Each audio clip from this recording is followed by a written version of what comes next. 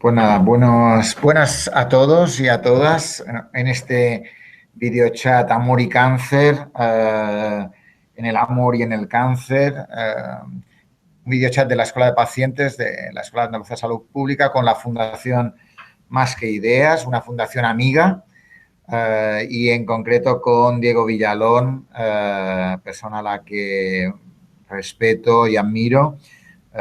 Diego es diplomado en trabajos sociales, cofundador y en este momento es presidente de la Fundación Más que Ideas, una fundación nacida desde el interés por los pacientes, del trabajo desde los pacientes y desde una implicación desde las asociaciones de pacientes en una línea de trabajo que Diego lleva trabajando creo que desde el año 2004 o algo así, ¿no? Quiero recordar. Él ha sido una persona desde voluntario, activista, a persona trabajando en asociaciones de pacientes, en la cual nos conocimos y en este momento, en un día concreto, un grupo de gente plantearon crear una fundación pensando también con los pacientes, en los pacientes, desde los pacientes, que es esa fundación Más que Ideas, que tienen muchas ideas, que trabajan muy bien, en la cual me ha permitido también aportar mi granito de arena en alguna ocasión para qué es lo que podría ser esta fundación. Por tanto, hoy encantado de estar aquí con Diego. La Fundación Más que Ideas es una entidad sin ánimo de lucro que os recomiendo, que vale la pena tener en vuestro archivo como lugar donde entrar, donde conocer, donde valorar. Y en el día de hoy queríamos hablar de un libro que es este. Más que de un libro, es alrededor del libro que sugieren estas cosas, ¿no? Se dice en el amor y en el cáncer. Tenemos dos hashtags para hoy, amor y cáncer y pregunta amor y cáncer. Y está en la parte técnica de esta historia y que ha facilitado este encuentro está Marisol Suárez, que es una persona clave en la Escuela de Pacientes, todo lo que hacemos online, present line y en todas las vías, ¿no? Por tanto, este libro que he leído, que es un libro para las parejas de los pacientes, ¿no? Es un libro único en ese sentido, ¿no? Normalmente se habla de los pacientes de cáncer, pero pocas veces se habla de un libro para las parejas de los pacientes, ¿no? Y por tanto, por eso tiene este título tan bonito, sin duda que es En el amor y en el cáncer. Pues nada, hecha la introducción, Diego, no sé si quieres añadir alguna cosa, algo que creas que vale la pena antes de empezar a comentar, cuando quieras. Pues bueno, muchísimas gracias, Joan. En primer lugar, por dar los buenos días a todos y muchísimas gracias por estar hoy con nosotros. Dar las gracias en nombre de mis compañeros de Más que Ideas y también de los compañeros de esta iniciativa, que son Ana Vallejo y Fátima Castaño, que es coautora de este libro, por dejarnos compartir un poco esta iniciativa con vosotros, con las personas que nos están escuchando, pero sobre todo con la Escuela Andaluza de Pacientes y la Escuela Andaluza de Salud Pública, que realmente consideramos que es vital poder compartir estos tipos de recursos y reflexionar con pacientes, parejas, acerca de aquellas dificultades que tienen durante el proceso de la enfermedad.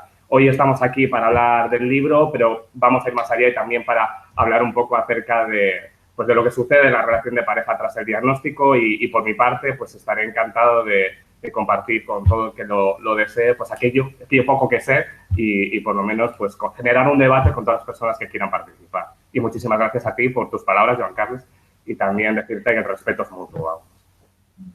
Pues nada, encantado. Voy a hacer, ya que hemos hablado del libro, hay preguntas de pacientes que han hecho, tenemos alrededor de 15 o 16 preguntas y seguramente puede ser que nos entren preguntas con ese hashtag amor y cáncer o el hashtag pregunta amor y cáncer. Ya saben nuestros que se puede ver esta retransmisión a través de la web de la Escuela de Pacientes. www.escueladepacientes.es, y nos pueden seguir en Twitter, naturalmente. Primera pregunta, ¿el libro dónde se puede comprar? Pregunta una persona. Digo, para empezar hablando de mi libro, pues ¿dónde se puede comprar este libro? Bueno, este libro tiene varias cosas innovadoras. No solo que esté dirigido a las parejas de los pacientes con cáncer, aunque también es recomendable para los pacientes y para todas aquellas personas interesadas en este ámbito, pues lo hemos conseguido sacar adelante gracias a la colaboración de muchísimas personas y de muchísimas organizaciones. Gracias a ellos hemos conseguido financiar la primera edición de este libro y por tal motivo el libro es gratuito. El libro está al alcance de todos los que lo quieran conseguir. ¿Cómo lo pueden conseguir? Pues a través de la página web de Más que Ideas, que es www.fundacionmasqueideas.org. Allí podrán descargarse la publicación y si quieren, por ejemplo, conseguir la publicación de manera física, presencial, nosotros se la podremos enviar a su domicilio, pero con gastos de reembolso, eso sí. Es decir, las personas lo pueden solicitar y nosotros lo enviaremos con los gastos de reembolso.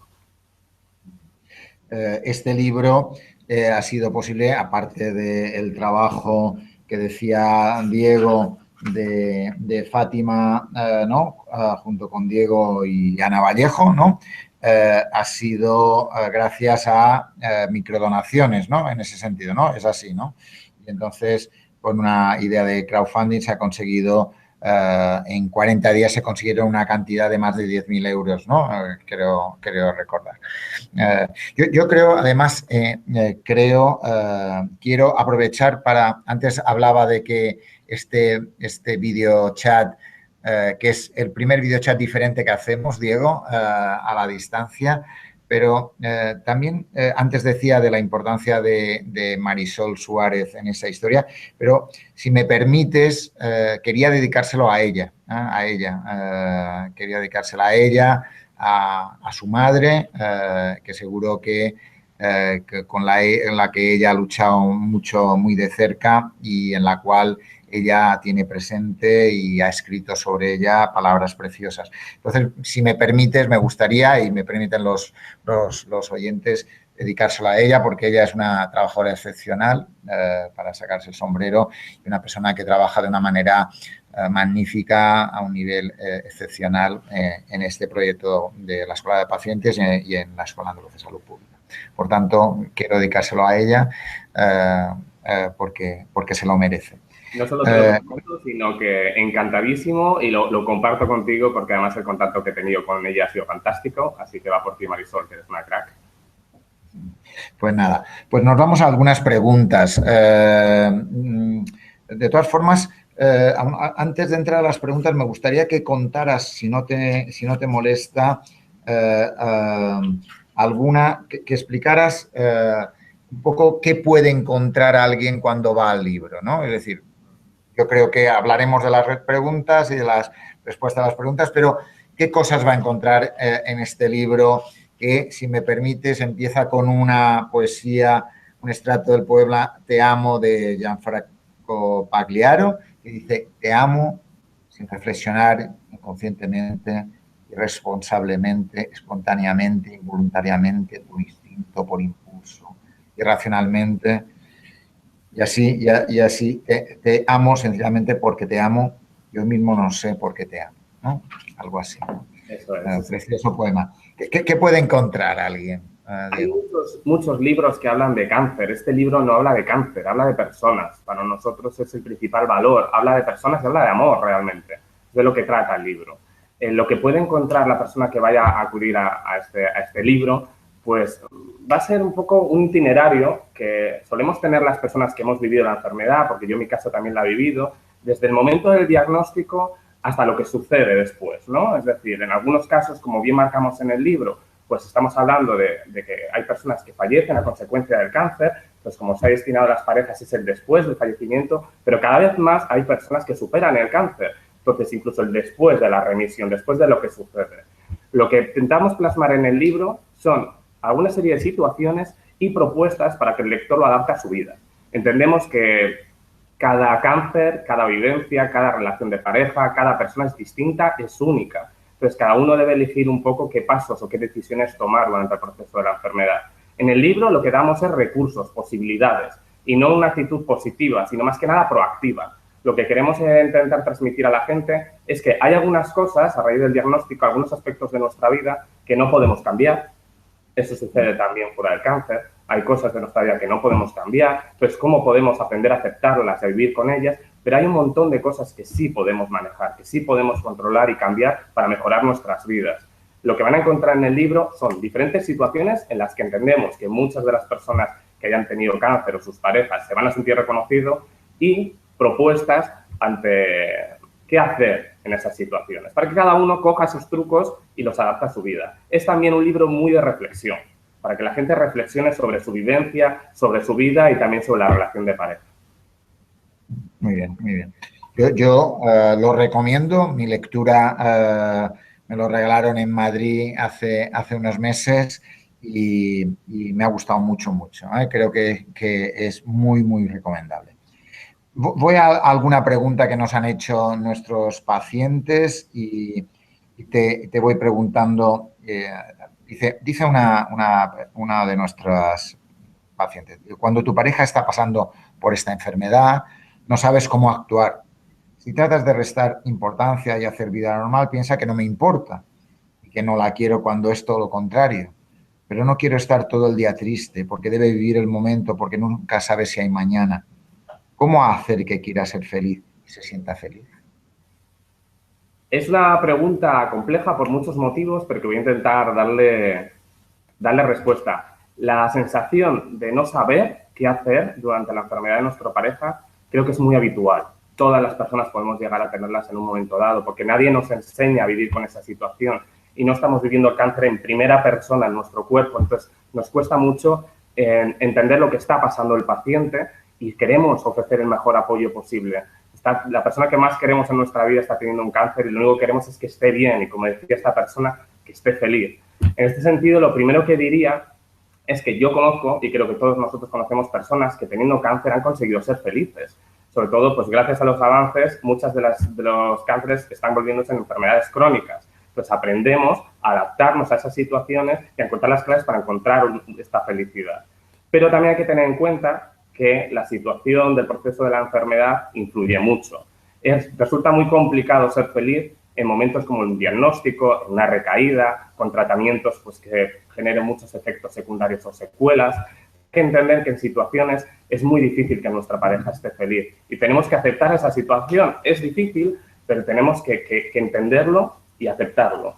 ¿Qué hacer ante esas situaciones? Pues lo primero que le diría es que es su pareja, se conocen perfectamente, se conoce lo que le hace feliz. Yo lo que diría básicamente es que se centre en aquello que les une, en aquello que comparten más allá de la enfermedad, porque habrá que visitas al hospital, habrá que manejar efectos secundarios, pero la vida va más allá de eso. Hay paseos, hay ir al cine, hay conversaciones, hay estar con los amigos. Entonces, básicamente que se centre un poco en saber lo que puede hacer como pareja, no como cuidador, que es lo clave. Y luego, para ofrecer el mejor apoyo y conseguir que pues, el paciente esté lo mejor posible es preguntándole qué siente, cómo le puede ayudar, qué pueden hacer durante todo este proceso y básicamente que vea un compañero en esta etapa de su vida, en el cual pueda compartir pues, sus inquietudes sin miedo a dañarle, porque muchas veces los pacientes, al igual que las parejas, no comparten todo con la otra persona por miedo a hacerle más daño. Entonces, prefieren guardárselo y eso suele ser contraproducente, porque al final, si generas un diálogo entre los dos, pues podéis desahogaros, genera bienestar emocional y aparte podéis encontrar soluciones.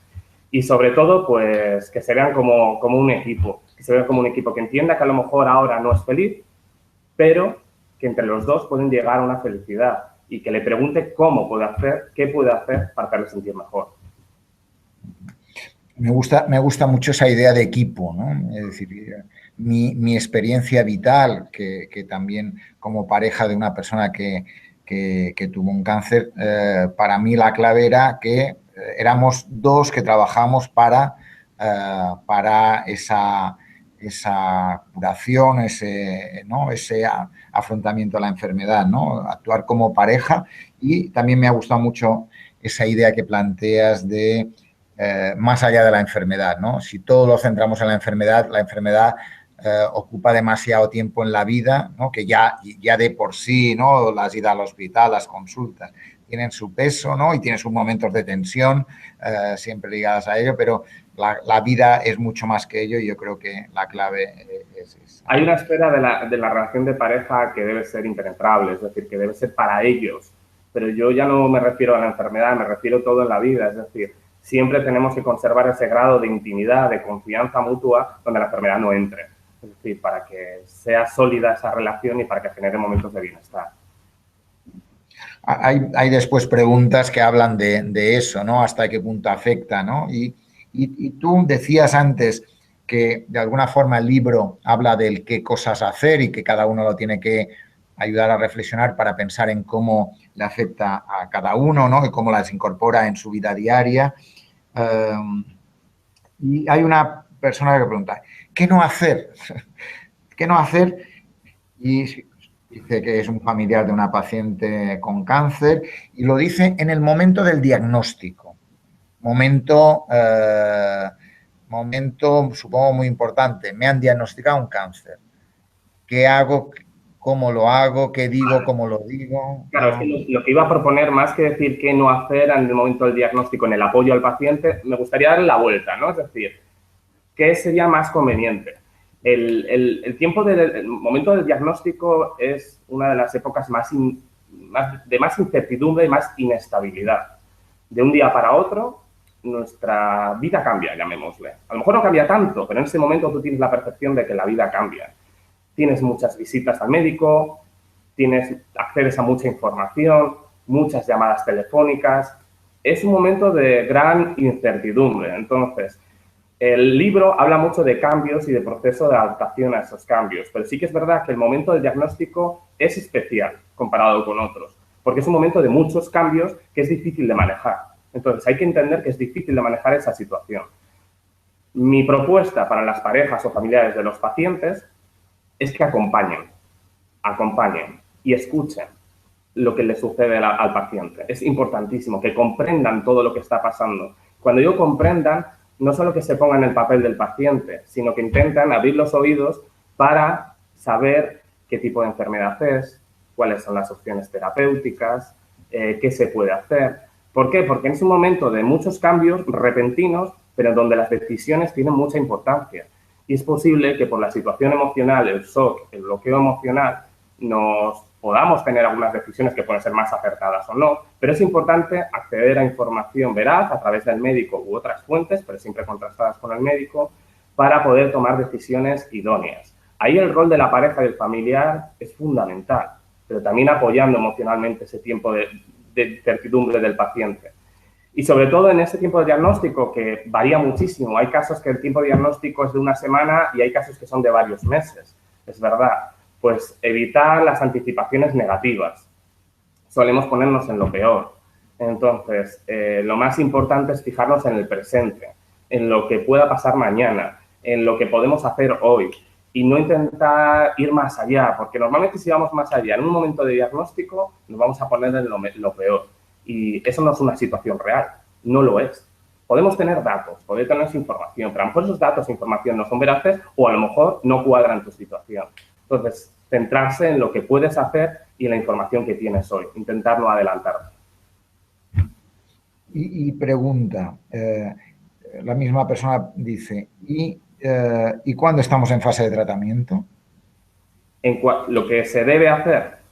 Lo que se debe hacer o lo que no se debe hacer. Un poco en la línea de lo que has contado. Has contado cosas que me gustan mucho, esa idea, ese verbo tan precioso, acompañar, ¿no? Es decir, desde la escucha, desde el preguntar, desde el comprender, ¿no? Que me parece desde el apoyo emocional. Y también decías qué no hacer, evitar, ¿no? Las anticipaciones negativas, ¿no? Que a veces hacen daño o nos hace daño a nosotros como familiares o al propio paciente por anticipar, eso no me gusta nada, ¿no? Esas historias cuando la información es aún muy, muy débil, ¿no? Para poder decir eso, ¿no? Y decía, ¿y en fases de tratamiento? Que seguro que hay elementos que pueden estar ahí a tener en cuenta. Pues mira, pensando ya en la fase de tratamiento, que ya las rutinas, el día a día se vuelve con mayor rutina, vuelve una cotidianidad, que es distinta a la anterior, pero sí que ya empieza a haber una nueva cotidianidad. Primero me enfoco en lo que puede hacer la pareja del paciente, pero para sí mismo, porque creo que es vital. En primer lugar, prestar atención a su salud, no descuidarse. Es decir, es normal querer estar al lado de tu pareja, es la persona que más quieres en esta vida o una de las personas que más quieres en tu vida y en este momento lo está pasando mal. Es normal que queramos estar cerca de esa persona, pero tenemos que tener en cuenta que nuestra salud también importa. Y cuando hablo de salud, no solo me refiero a la salud física, a la importancia de hacer ejercicio físico, alimentación, sino emocional, tener espacios para uno mismo. Es vital. Y también reconocer su importancia como pareja de paciente. Muchas veces es cómo me voy a quejar si quien tiene la enfermedad es la otra persona. Si yo no me puedo quejar para nada, es la persona que está sufriendo los efectos secundarios, etcétera. No tengo derecho a quejarme ante otras personas. Y eso hace que las parejas de los pacientes muchas veces lo vivan en soledad. Y es importante que ya en la época del tratamiento se den espacio y reimportancia a sí mismos, que es vital. Pensando ya en su relación con la pareja, pues lo que trataría de proponer es que fueran promotores de un proceso de adaptación. ¿A qué me refiero? Lógicamente, la vida durante el tratamiento es distinta a lo que a ellos les gustaría o quisieran. Entonces, hay que buscar, con los recursos que uno tiene, con las circunstancias que tiene, la mejor vida que pueden conseguir en ese momento, que quieren conseguir. Es ponerse unos objetivos y poner recursos. Y ahí la pareja del paciente puede ayudar mucho. Como he dicho antes, hay muchas cosas que podemos hacer. Entonces, intentar escuchar al paciente, preguntarle. Importante no dar por sentado lo que siente o lo que piense la pareja. Es verdad que es posible que digas, llevo 30 años casados con esta persona, sé lo que está pensando, sé lo que está sintiendo. Yo lo tomaría con un poco de precaución ese tipo de pensamientos, porque a veces acertamos y otras veces no. Para estar seguros, lo mejor es preguntar. Preguntar al paciente qué necesita, qué le preocupa, qué le inquiete, qué podemos hacer. Entonces, en ese sentido es importante no enjuiciar, porque hay pacientes o parejas que tienen formas de afrontar la enfermedad distintas y hay que respetarlas, hay que respetar los tiempos de cada uno decide afrontar la enfermedad de una manera y si consideramos que puede ser negativo para su salud, pues intentar mostrarle cuál podría ser el camino, generar propuestas o en caso de que, por ejemplo, la tristeza sea muy continua y sea muy aguda, intentar acudir a profesionales que puedan ayudar. Pero sobre todo es respetar tiempo, respetar procesos, preguntar, acompañar y apoyar. Es decir, para mí son las claves de todo este proceso. E incluso diría que no hay que negarlo, desde el diagnóstico van a haber dificultades, seguro. No hay que decir que la vida es preciosa porque hay problemas, hay dificultades y lo importante es no huir de ellos. No tratar de invisibilizarlos, porque los problemas están ahí. Entonces, la mejor manera de afrontarlos es identificarlos en equipo, los dos, y encontrar soluciones. Y si no hay una solución para ese problema, vamos a ver cómo podemos encontrar otras estrategias para que nuestra vida sea mejor. Quiero decir, pongo un caso concreto. Por el tema de los tratamientos, puede ser que la persona pues, ya no sea fértil y se rompan sus planes para tener hijos. Pues bueno, vamos a valorar otras opciones. ¿Qué estrategias existen? ¿Qué recursos? Porque no todo en la vida va a ser como nosotros inicialmente habíamos planificado, pero sí que es posible encontrar nuevas soluciones, nuevas ilusiones, nuevos planes que sean incluso mejores que los anteriores.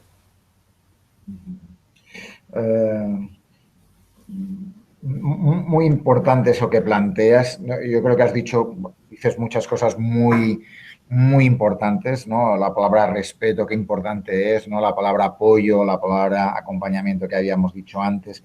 También la idea que has dicho de importancia de sí mismo, ¿no? De la pareja, ¿no? Que me parece...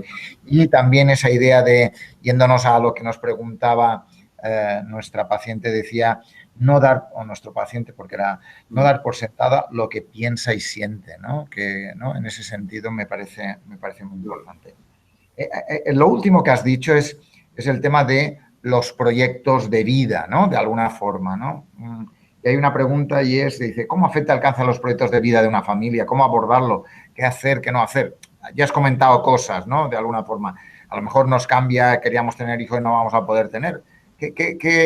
¿Cómo ¿qué le podíamos contestar a esta paciente? ¿Cómo afecta a los proyectos de vida a una familia? Un poco ahondar en lo que ya hablabas en este momento. A ver, los proyectos de vida de una familia o de una pareja, bueno, casi todas las parejas o familias, muchas de ellas diría, pues sí que tienen un proyecto de vida, un plan. No tiene que estar por escrito, pero sí es una idea que ambos comparten, pues por sus dinámicas de pareja, por su situación personal, por su contexto, etcétera. Pues es posible que a raíz del diagnóstico del cáncer o cómo vaya evolucionando, hay que adecuar esos planes. Y en algunas ocasiones se toma la decisión, pues, de posponer esos planes, ¿no? Es decir, sobre todo durante el proceso de tratamiento. Puede afectar de diferentes maneras. Estamos hablando de que hay planes laborales que a lo mejor se tienen que posponer o se tienen que relegar durante un tiempo. Proyectos personales, como puede ser hacerse un viaje alrededor del mundo, o proyectos a nivel de la familia, irse a vivir a otro país, es decir, o abrir un negocio, emprender en algún tipo de iniciativa. En este sentido, ¿cómo afrontar estos posibles cambios? Yo más que cambios ahí diría, pues primero, tener en cuenta que en muchos tipos de cáncer es una situación temporal, sobre todo la época de más cambios, ¿no? Es decir, entonces hay que tener en cuenta que a lo mejor esos planes pueden permanecer ahí, pero que hay que posponerlos durante un tiempo. No se trata de cambiarlos, sino dejarlos un poco en stand-by. Y luego, pues, intentar no tomar decisiones precipitadas en cuanto a este tipo de planes. Reflexionarlos, dejar pasar el tiempo, etcétera. El cáncer no hay que verlo como para muchas personas puede ser una montaña rusa, pero al final es una carrera de fondo, ¿no? Entonces, vamos poco a poco a cumplir etapas, ¿vale? Y cuando llegue el momento de que podamos rescatar estos planes, pues valoramos su idoneidad o su no idoneidad. Hay algunos planes que inevitablemente pueden cambiar. Eso es verdad. Pues en ese sentido, lo principal es que la pareja reflexione y tome decisiones de forma conjunta. Es importante.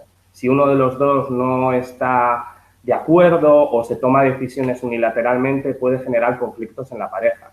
Yo, como decimos en el libro, no estamos diciendo que todas las decisiones se tengan que tomar en pareja, pero sí las que repercutan en la dinámica, en el núcleo de la pareja. Es importante tener información, tener tiempo para reflexionar y tomar decisiones.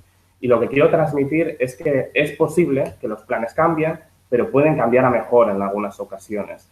Y si no cambian a mejor, sí que nos pueden proporcionar mucho bienestar, incluso alcanzar esa ansiada felicidad que todos buscamos, ¿no? Es decir, al final haces planes para eso. Entonces, lo más importante, así a modo de conclusión, es que se genere el tiempo para poder reflexionar acerca de esos planes a futuro y también, pues, tomar las decisiones en pareja para valorar no solo las preferencias de uno y otro, sino adelantarnos a las posibles repercusiones que tengan cada uno de ellos con la pareja. Y además eso, no tomar decisiones precipitadas, ¿no? A veces, yo creo que lo que decías, a veces el horizonte cambia, son cuestiones temporales y por tanto a veces se nos cae el mundo. Yo creo que tomar decisiones conjuntas, reflexionarlo, ¿no? La decisión en pareja y tener en cuenta que eso ayuda, es una manera de prevenir conflictos, ¿no? En ese sentido, ¿no? Totalmente. Y también es una manera, es decir, todo lo que sea reflexión y diálogo en la pareja, tanto acerca del presente o del futuro, es una manera de fortalecer la dinámica de pareja. Es decir, es crear espacios de confianza, espacios de diálogo. Y al final, si tú sabes lo que puede ayudar a tu pareja y tu pareja sabe lo que te puede ayudar a ti, pues vais a ser un equipo, lo que viene siendo un equipo, ¿no? Y podréis dar los pasos más adecuados. Eso es muy importante lo que comentas. Decía uno de nuestros pacientes decía, ¿cómo abordar con los hijos el momento del diagnóstico de un cáncer en alguno de los padres, ¿no? El tema hijos. No sé si podrías comentarnos algo sobre él, ¿no? Sí, el tema de los hijos, que ya adelanto que yo no soy uno de los mayores expertos, pero sí que, bueno, tengo un cierto conocimiento, pero lo quiero adelantar para que todo el mundo también lo sepa. Es normal que todas las parejas que tengan hijos es una de sus principales inquietudes o preocupaciones. Es normal. Lo que se suele aconsejar es compartir la información con los hijos. Se suele aconsejar. ¿Por qué? Porque tenemos que tener en cuenta que cuando el cáncer entra en una casa, en una familia, genera cambios de varios tipos, de rutinas, de aspectos incluso físicos del paciente, de sensaciones que pueden acarrear ira, reacciones de ira, tristeza, etc. El niño se percata de este tipo de cambios, se percata, y no siempre comparte lo que le preocupa. Entonces, es importante compartir con el niño lo que está sucediendo para que no se sienta culpable, porque en muchas ocasiones puede ver que las cosas están cambiando a su entorno y no lo entiende, no entiende por qué está cambiando y se siente que ha hecho algo mal, se siente solo, ve triste a su padre, a su madre, ve que no le van a recoger al colegio todos los días, ve que si a lo mejor hay un ingreso de uno de sus padres durante mucho tiempo no está y piensa que a lo mejor ha hecho algo malo. En este proceso siempre se recomienda pues tener un diálogo muy continuo con el menor, fluido, para que pueda dar cabida y abierto para que pueda dar cabida a que el niño pregunte. Pero siempre hay que tener en cuenta una serie de indicaciones. Es que no afecte a su capacidad de desarrollo, eso es importante, y luego adecuar el lenguaje a su edad. No es lo mismo hablar con un niño de 4 años que de 15, adecuar el lenguaje a su edad y también a su capacidad o su situación de madurez, ¿no? Porque hay niños que los padres saben bien pues, que tienen más capacidad o más recursos emocionales que otros o que entienden más esta situación porque a lo mejor han tenido un familiar que ya ha tenido la enfermedad. Entonces, en ese sentido, hay claves como, por ejemplo, cómo explicar. Pues a un niño de 2 años no va a entender lo que es el cáncer, pero bueno, o 3 o 4, pero sí que hay herramientas como el juego o la comparación, con técnicas que se utilizan para que el niño pueda entender un poco la situación que está viviendo. En función de la edad, habrá que decirle que se trata de un cáncer, en función de la edad, no, porque no lo va a entender, pero sí explicarle la situación que se está produciendo e incluso hacerle partícipe para que vea que puede ir haciendo cosas, casi como un juego, que pueda ayudar incluso en las tareas del hogar, etcétera. Pero siempre evitando sobrecargarle de responsabilidad y tareas, eso por supuesto. Hay que intentar darle la mayor rutina y cotidianidad al hogar para que les afecte lo menos posible.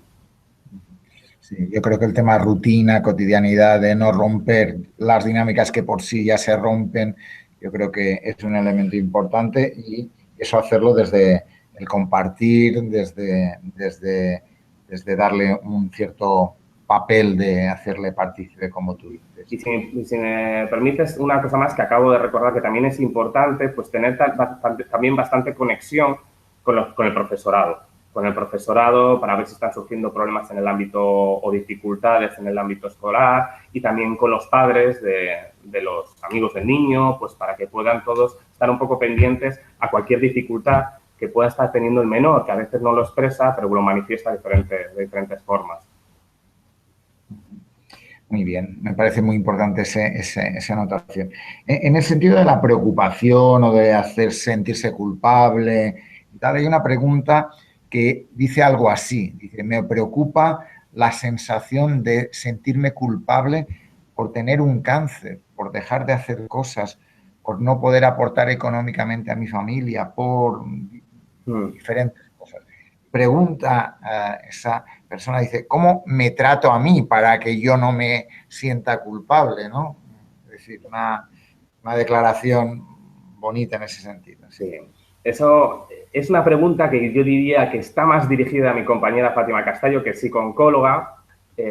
Yo como trabajador social no puedo profundizar mucho, pero sí que diría que es normal. Es decir, la reacción de muchísimos pacientes, sobre todo si tienen una familia y al igual que su pareja, dependen otras personas de ellos, pues es normal esas sensaciones o sentimientos de culpabilidad. Va muy parejo a la experiencia del paciente o incluso de la pareja. En este tipo de situaciones, lo principal es hacer una propia reflexión acerca de qué manera considera que está siendo culpable. Es normal que le afecte las posibles repercusiones que la enfermedad esté ocasionando en la familia, pero hasta qué grado él es culpable de esa situación. Siempre diré lo mismo, incluso si eres un fumador, no eres culpable del cáncer, no lo eres. Es decir, hay una serie de condicionantes alrededor del cáncer que pueden ser pues, de ámbito genético o hábitos saludables, etcétera, pero no seguir un hábito concreto saludable no te hace culpable, no te hace merecedor de una enfermedad. Entonces, por eso hay que reflexionar mucho acerca de cuál es tu rol o tu papel en este proceso. Quizá en este momento no puedas aportar lo que a ti te gustaría en la familia, pero a lo mejor puedes aportar otro tipo de cosas. Puedes aportar en la familia valores, valores de reacción ante la adversidad, reacciones de superación, reacciones incluso de... En muchas familias la expresión de emociones está bastante invisible. Pues ¿por qué no eres el canal a través del cual haces una familia más emocionalmente inteligente? Es decir, diría que tienes muchas potencialidades para poder aportar mucho valor a esa familia, más allá de la posibilidad de dotar recursos económicos o de poder hacer las tareas domésticas como las hacías antes. Eres un eje donde si tienes hijos se va a reflejar, va a haber un aprendizaje en relación a lo que tú vayas haciendo. Si tú tratas de transmitir la importancia de contar con amigos, familiares, profesionales, que os ayuden en la familia, eso, estás enseñando a tus hijos la importancia de buscar apoyos cuando lo necesitas. Al final, todo lo que vas haciendo a lo largo de tu vida, y más en situaciones de crisis como es el cáncer, vas a transmitir muchos valores en la familia. Y es normal que se sienta defraudado, frustrado, decepcionado con algunas cosas que quizá piensa que no puede aportar. Digo piensa porque a lo mejor no es así, pero hay otras muchas cosas que sí podría hacer y que pueden estar a su alcance. Me gusta esa idea esa idea de que puedas ser foco de expresión de emociones y hacer una familia emocionalmente más viva, más inteligente, más, ¿no? Más pura en ese sentido, ¿no?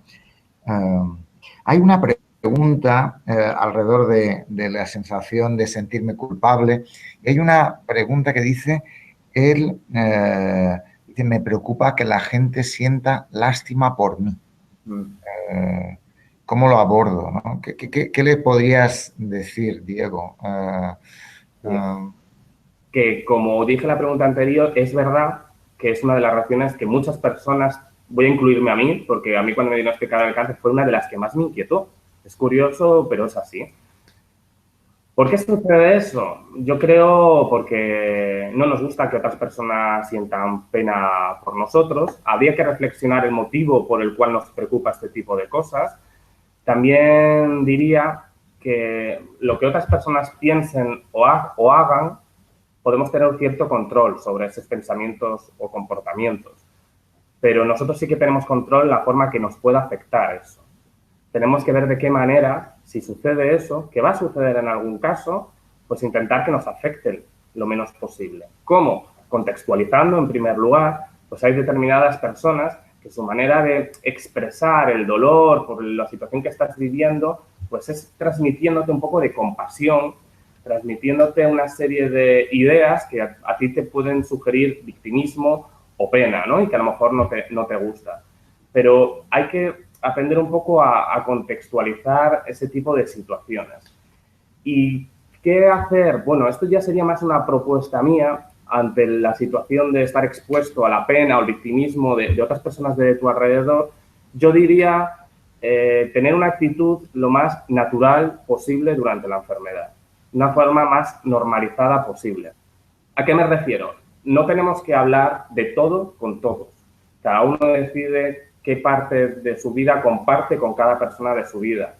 Pero creo que ayuda el poder decir con claridad que tienes cáncer, creo que ayuda a decir con claridad una serie de situaciones que te pasan a raíz del cáncer, siempre que te sientas cómodo y te sientas a gusto, pero tener una actitud que no digo fuerte, por la palabra no es fuerte, sino más transparente acerca del proceso que estás teniendo, sí que puede ayudar a que otras personas reduzcan esa sensación de victimismo, etcétera. Pero vuelvo a decir, más que el poder influir en otras personas, que también es importante, es cómo hacernos nosotros capaces de gestionar esas actitudes de otras personas, ¿no? Es lo que nos hace más fuertes emocionalmente, de alguna manera. A nadie nos gusta que sientan pena por nosotros, o diría que la mayor parte no nos gusta que sientan pena por nosotros, pero tenemos que ver cómo esquivar y cómo hacer que esto pues nos duela lo menos posible. Por tanto, una cierta prevención de reducir el daño que puede hacer.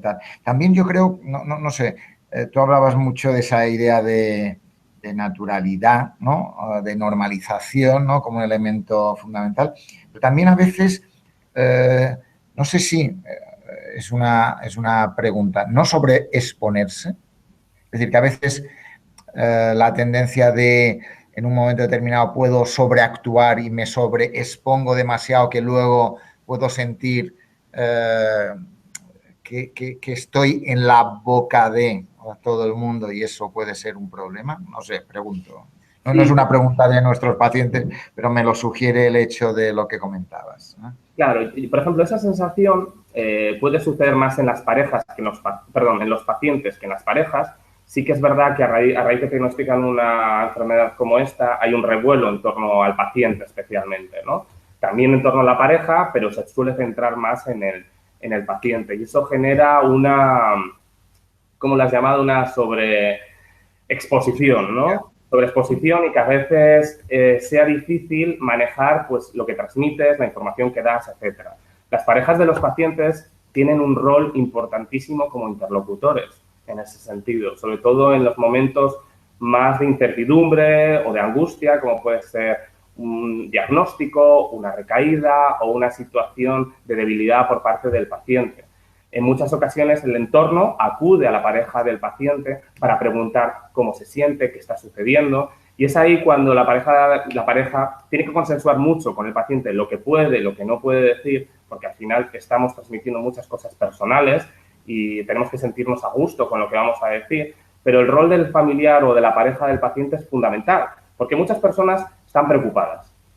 La mayor parte, siempre decimos que habrá gente que quiera curiosear, etcétera, pero yo soy los que piensan que la mayor parte de personas, la gran mayoría, están inquietas y se preocupan por el paciente y acuden a la pareja del paciente.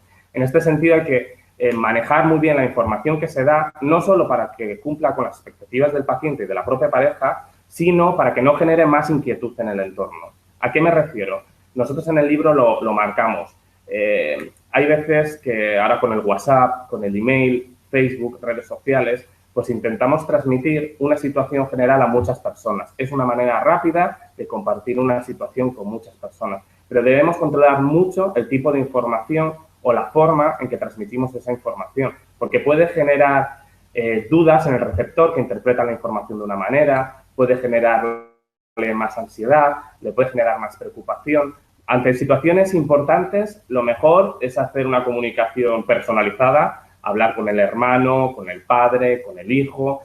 Y si son cosas, enténdeme, más generales, que no significa entrar en temas muy privados del proceso de la enfermedad, pues sí que las redes sociales o vías de eso, si el paciente y la pareja están de acuerdo, pues es una manera, ¿no?, de transmitir un poco la situación en la que está pasando. Pero hay que tener sobre todo precaución a la hora de transmitir esa información para evitar esa sobreexposición y dar demasiados datos de la vida íntima de uno mismo. Me parece. Y una cosa que hemos hablado de la sensación de sentirse culpable, la sensación de sentir lástima, que la gente sienta lástima por mí o pena. Hay otro de los elementos que habla una de las personas que ha preguntado es qué pasa cuando yo le cuento a mi pareja que yo tengo un cáncer y dice, ¿y si se hunde? Además de trabajarme mí misma, tengo que cuidarle a él, ¿no? Ella dice, él es más débil que yo, ¿no?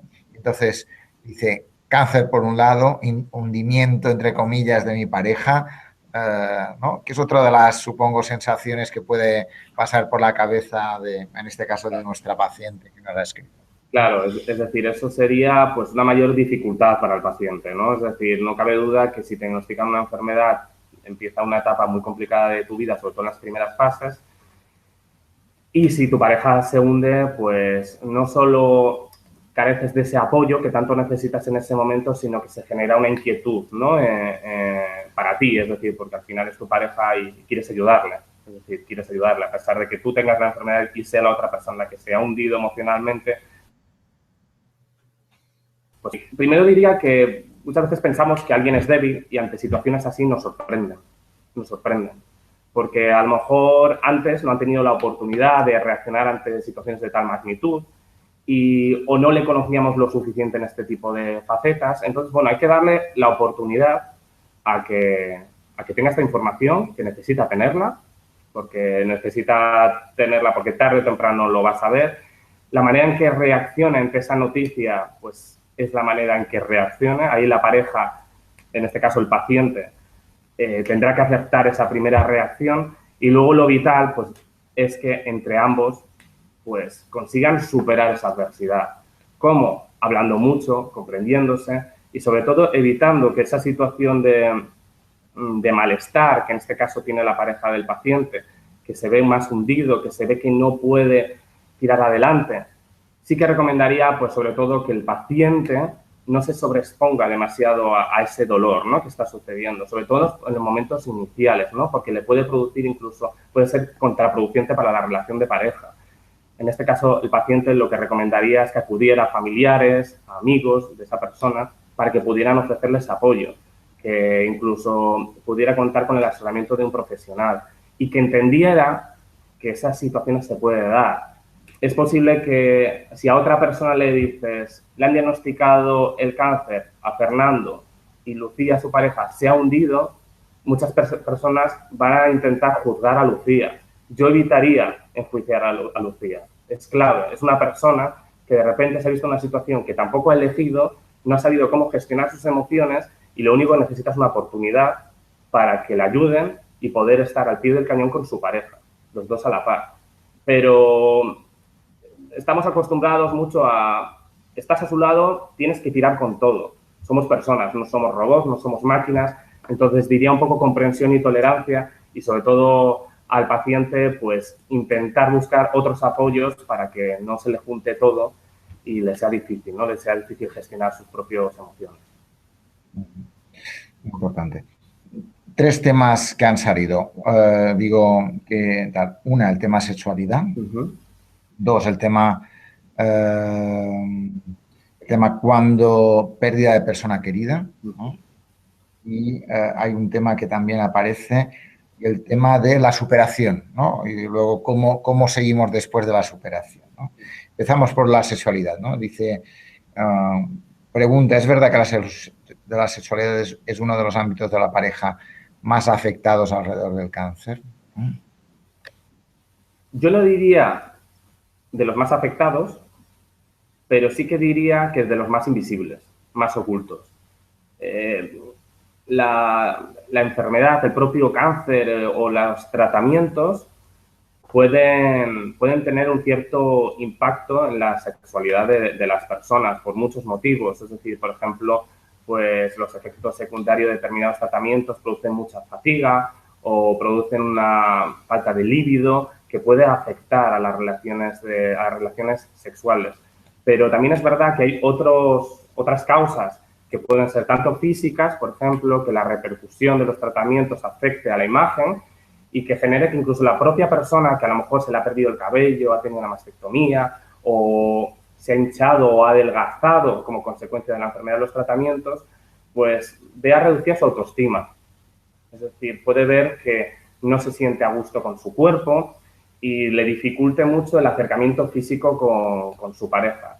Son situaciones que pueden ser tanto de ámbito físico como de ámbito emocional y a eso le añadiría también un orden de prioridades. Muchas veces pensamos que ante una situación complicada como es el diagnóstico de un cáncer, la sexualidad queda relegada a una posición más secundaria y lo olvidamos. Y es importante saber que es importantísimo la sexualidad en una relación de pareja.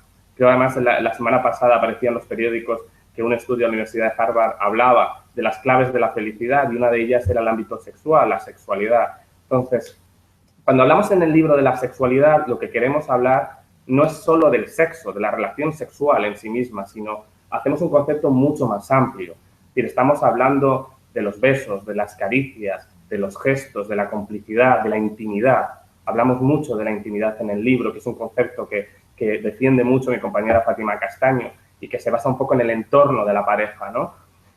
Entonces, hay dificultades que surgen en el ámbito de la sexualidad y lo que siempre proponemos y damos algunas claves en el libro es intentar que la pareja encuentre, restaure o mantenga esa intimidad. Si hay problemas de diferentes ámbitos que en algunos casos se producen, como desde la eyaculación precoz o problemas de erección o incluso problemas emocionales a la hora de de entablar contacto con la otra persona, lo que decimos es ir haciéndolo de una manera progresiva. Generar un espacio solo para los dos, sería el primer lugar, e ir acercándose poco a poco. Es decir, el bienestar, el placer físico, se puede conseguir hacer a través de muchas vías y tenemos un poco que ampliar la mirada en este sentido y buscar soluciones a la situación concreta que tenemos, a través de las caricias, los besos, los juegos, etcétera. Pero lo importante es hablar la pareja para ver en qué momentos, con qué se sienten a gusto y bajo qué circunstancias, e ir dando pasos progresivamente, sin forzar ninguna situación. Y sobre el tema de la pérdida, ¿qué podríamos decir? De la pérdida, ¿no? Es decir, hemos luchado, hemos estado juntos, hemos hecho un equipo, lo hemos hecho todo bien, ¿no? Dice, al final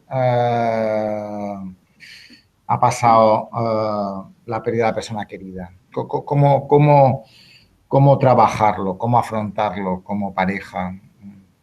Pues perder a tu pareja, entiendo, supongo, aunque es difícil, yo creo que solo las parejas que lo han vivido lo pueden llegar a decir, es una situación especialmente complicada, no solo porque pierdas a un ser querido y a una persona que quieras mucho, sino el compañero de tu vida, ¿no? Entonces, es normal y es lógico que, sobre todo en los primeros momentos, las emociones sean especialmente intensas. Y ahí la clave es poder expresarlas, dejarlas ir, no intentar inhibirlas. Es decir, es muy favorecedor expresar las emociones, llorar, incluso diría que a las familias y amigos que intenten no cortar el llanto de las personas porque es muy positivo, sobre todo en los momentos posteriores al fallecimiento, durante un periodo de tiempo.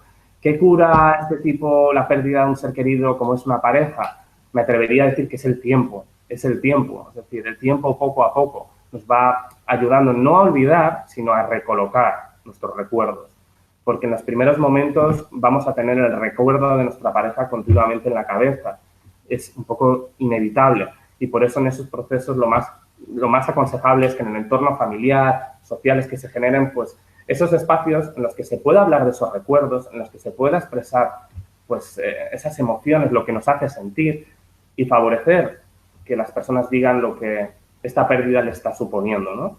Con el tiempo, poco a poco, este tipo de recuerdos no hay que olvidarles, nunca vas a olvidar a tu pareja, pero hay que recolocarles en tu vida, hay que buscarles esa parcela de tu vida donde puedas acudir a ese recuerdo, incluso sonreír cuando acudas a ese recuerdo y evitar, pues, darte la oportunidad de continuar adelante, porque puede resultar muy difícil rehacer tu vida, ya no solo a nivel laboral, social, familiar, etcétera, pero incluso el permitirte en el futuro poder seguir con esta relación sentimental. Pero es un proceso que mi propuesta es tiempo, apoyo. Si se excede de tiempo o nos inhabilita a realizar nuestra vida de manera idónea, acudir a profesionales que nos pueden acompañar en este proceso y, sobre todo, también diría respetar el tiempo de las personas, porque a veces pensamos que en un mes tienes que volver a tu vida y cada persona necesita un tiempo, necesita un proceso.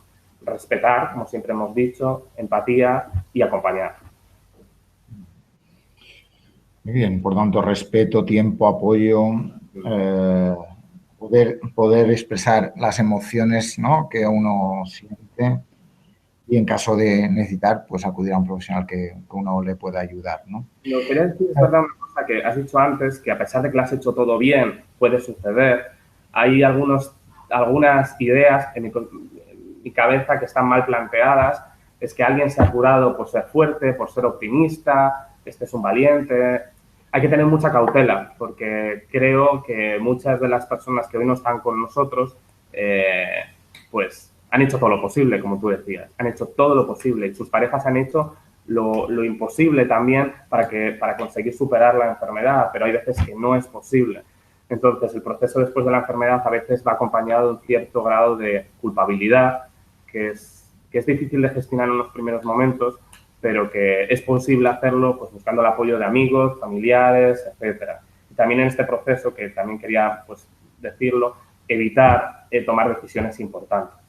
Pues a lo mejor por huir del dolor queremos tomar una decisión que genere un cambio drástico. ¿No? Eso es. Que luego nos arrepentimos, decía, ¿no? Entonces, y es mejor dejar que sentir el dolor es positivo, aunque suena raro para muchas personas, pero es positivo, es natural y luego es intentar pues, gestionar y lidiar con ese dolor. Bien, hemos hablado de ese momento del dolor y vemos la otra cara, ¿no? La superación, ¿no? Y alrededor de eso hay dos preguntas, ¿no? Dice, ¿cómo afecta a las parejas? ¿Es demasiado duro el proceso que queda afectado o la superación hace que la alegría sea el camino, ¿no?